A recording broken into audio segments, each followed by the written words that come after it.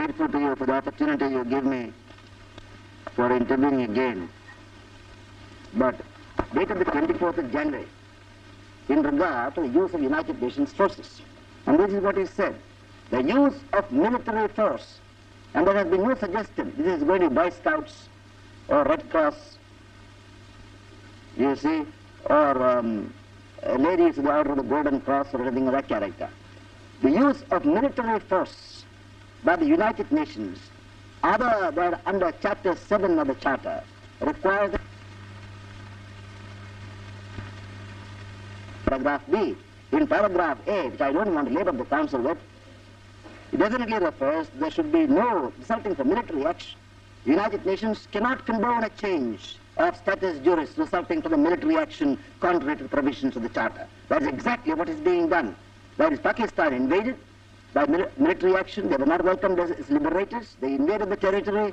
They changed and by annexation changed the position. And if they attempt to change status juris as a result of military invasion, and therefore the Secretary General's authority, which gains sanctity because it has been before the General Assembly, is very much. Furthermore, I'm sorry if Mr. Hammersholt feels embarrassed by this. Furthermore, be impartial in the sense that it does not serve as a means to force a settlement in the interest of one party or political conflicts or legal issues recognized as controversial. If that sentence is correct, there is no other inapt context in which the United Nations forces can be brought in. Now, of course, motions made by the distinguished delegate of the United Kingdom. Where is the book? Every attempt has been made by the very able representative of the United Kingdom to make this proposition something that we would buy. That the government of India can tell the people that it is not too bad. But that does not take away from its character. The leader of our country, who created our independence, Mahatma Gandhi, told the Viceroy, Lord Irwin at that time, when he produced certain formula for settlement at that time, he said, it's no use you giving me names.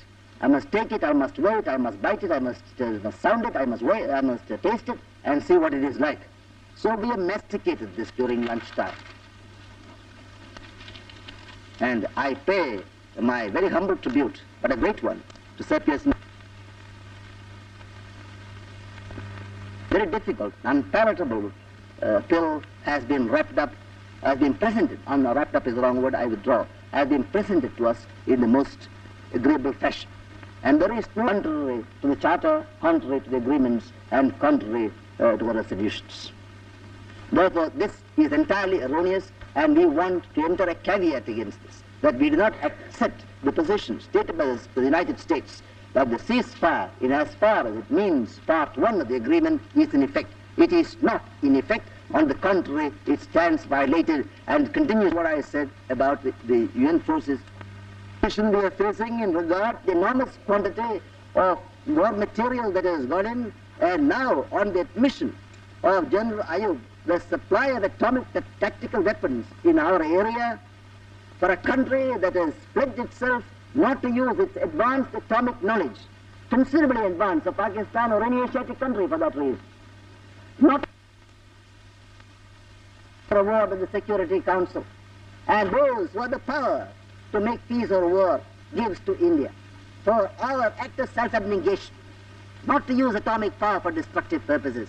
Here we are threatened by General Commander about riverine obstacles, attacking us in the rear, for the first time exercises with atomic tactical weapons.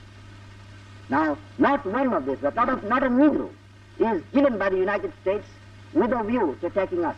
But I submit, with all the power, moral, physical, political, dollar, and everything that the United States has, it will be impossible for them to control what they have, any more than a parent can control the use of a pistol or penknife by a child. That is the of my people, that if our territory is attacked, we shall defend it to the last man. And all these threats that have been given in this Council will only create the degree of irritation. And we deeply regret, as my Prime Minister conveyed, we have noted with great distress and regret the resolution passed by the Security Council the other day in regard to the Constituent Assembly. The same Security Council that would not lift a finger when half the territory was incorporated. And here we have done nothing. It's unconstitutional. We have made no physical changes. We have made no changes from the position in 1947. It can be argued in our country at any time. But his terms of reference, their welcome, has to be examined in a political context. And that is why we say to you, as people who are most affected by this, before you take another step which worsens the situation which is already bad, which feeds the dogs of war, which encourages the process of conflict, and what is more, at the time of a great national election when 200 million people are in the context of political awakening, to convey to them the feelings which has a relation to communal tensions, to Hindu-Muslim feelings,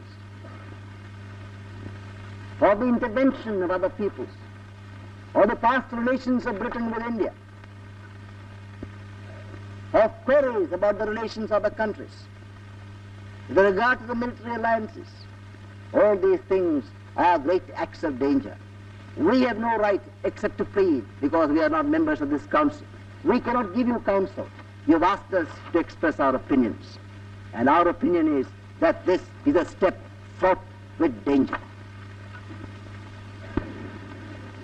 I shall now put to the vote the joint draft resolution. Will those in favor raise their hands? Je mets au voix le projet de résolution en commun. Ceux qui votent pour sont priés de lever la main.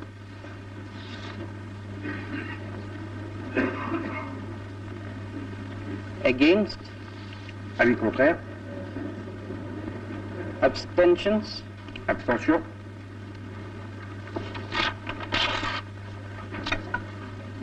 The result of the vote is 9 in favor, 1 against, and 1 abstention.